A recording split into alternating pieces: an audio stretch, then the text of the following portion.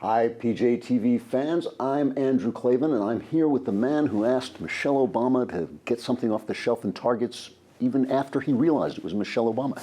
Bill Whittle, talk about racist, boy. Bill, your topic today comes from digging for information. Why is the German National Socialist Party and fascism presented in the media as a right wing? Is that fair? Well, you need a good right-wing villain, right? I think our friend Jonah Goldberg really did quite a job on that with his book, Liberal Fascism. So the far right, they always said the fascism is on the far right and communism is on the far left. So you and I being right-wingers, of course, were just a hair. Just a hair on the near side of Nazism. But the idea doesn't hold any water and it doesn't make any sense. First of all, the word Nazi is a German acronym for National Socialist, NSDAP, Deutschland Apparatzeitpartei, the National Socialist German Workers' Party. In other words, you can't spell Nazi without Socialist Workers' Party, right? Now, to the degree that Hitler was more militaristic and had control over the economy, that's basically what fascism, Mussolini's fascism. Mussolini's father was a socialist. He was socialist most of his life. Fascism is from fascisti, which means a bundle of sticks. So what fascism, Nazism, communism all have in common is they are all collectivist philosophies. They all have a big state, single ruler, command control of the economy, absolute gun control, cradle-to-grave benefits, large state-sponsored work programs. They're the Democrats. There's no distinction from them. The opposite of communist is not the Nazi. The opposite of the Nazis and the communists is this idea of limited government, individuality, which in the case of Nazism, fascism, and socialism was spat upon. The state is everything. We have an iconic leader with pictures of him everywhere. He has his own logos, which were appearing everywhere, and the cult of personality because he's the Messiah, the light worker that's going to save us all from ourselves. Let me know if any of this sounds familiar.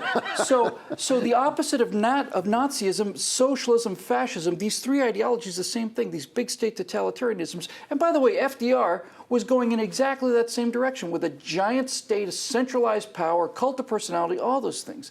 The Tea Party is the opposite of all of those things. And I think the reason is because Hollywood and the rest of sociologists need something to counterweight all the murders that have been accomplished by the communist socialists. I think there's also there's such a huge difference. You know, you use this word conservative, and it means to conserve something. Right. And the question is, what are you trying to conserve? Right. You know, if you go into some of these Muslim countries and you say, well, these are the conservative fanatics, and you think like, well, yeah, because what they're trying to conserve is a nightmare, you know, and you go in, and in Europe too, the conservatives there were, some of the things that they were trying to conserve are not part of American conservatism. Aristocracy, racial purity, kind of jingoistic nationalism. You know, I think that maybe that's the one thing that you'll find a little bit more on the right, where we actually believe in patriotism, we actually believe in our country. We're probably a little bit more nationalist than the people on the left who want the whole world to be under the UN's